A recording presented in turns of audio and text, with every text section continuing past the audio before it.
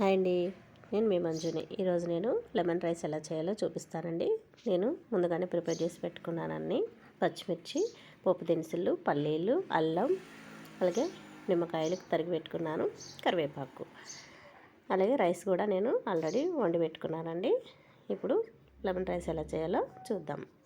కళాయి పెట్టుకొని దాంట్లో ఆయిల్ వేసి పోపు దినుసులు, అలాగే పల్లీలు, తర్వాత మిరపకాయలు వేసుకోవాలండి. దాంట్లోనే కొంచెం పసుపు, కొద్దిగా సాల్ట్ కూడా వేసుకోవాలి. మనం రైస్ వండుకునేటప్పుడు కూడా వేసుకోవచ్చండి పసుపుని, ఉప్పుని. ఇలాగైతే చేదు వస్తుంది, కానీ అట్లా అయితే ఇంకా రుచిగా ఉంటుందండి. అయిపోయినాక పోపు అంతా వేగినాక కళాయి దించుకొని మనం ముందుగా వండుకున్న అన్నాన్ని అయితే ఇందులో వేసుకోవాలండి. వేసుకొని నిమ్మకాయనేమో పిండుకోవాలి.